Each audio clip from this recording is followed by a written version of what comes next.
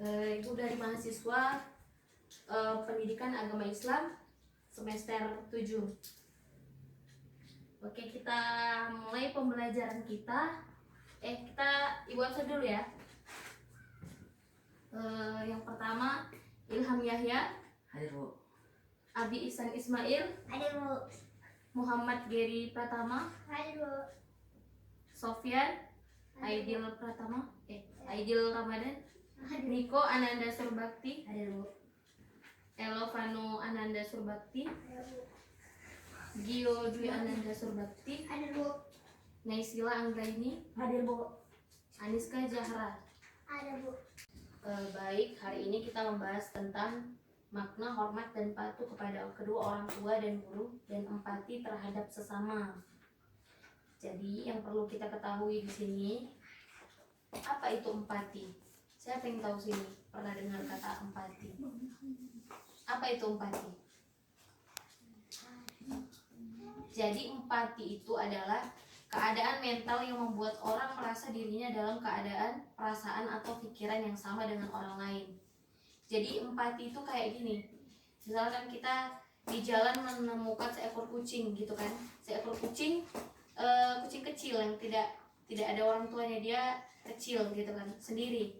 Jadi kita merasa kasihan sama kucing itu. Jadi itulah rasa empati itu tadi muncul. Rasa empati itu seperti rasa kita seperti merasakan keberadaan kucing itu gitu di situ. Jadi empati itu seperti rasa kasihan gitu. Itu rasa empati.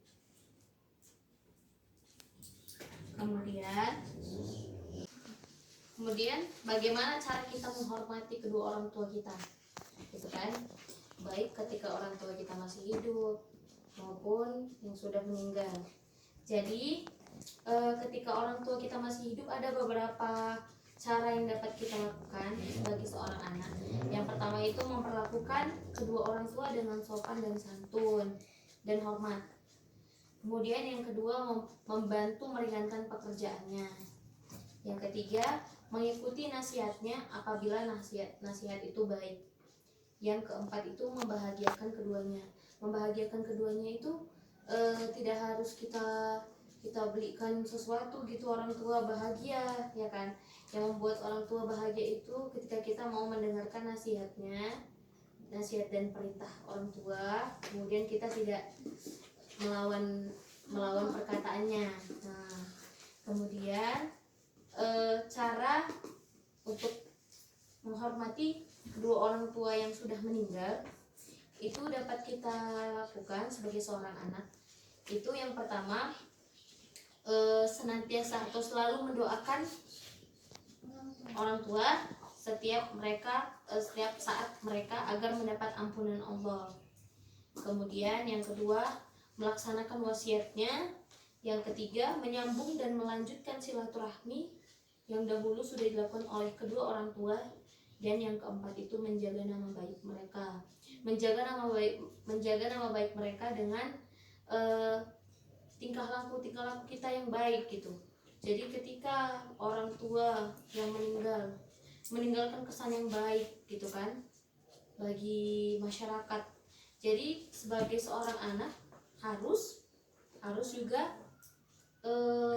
menyambung kebaikan orang tua tadi gitu artinya. Oke, ada yang ingin ditanyakan dari pembahasan kita?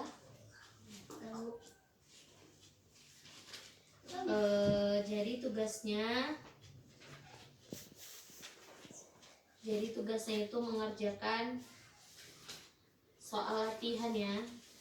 Mengerjakan soal latihan pilihan berganda halaman 120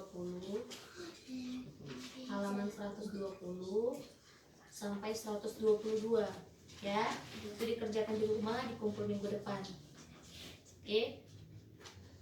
Sekian dari Ibu. Minggu depan kita lanjut pembelajaran kita. Wassalamualaikum warahmatullahi wabarakatuh. Waalaikumsalam warahmatullahi wabarakatuh.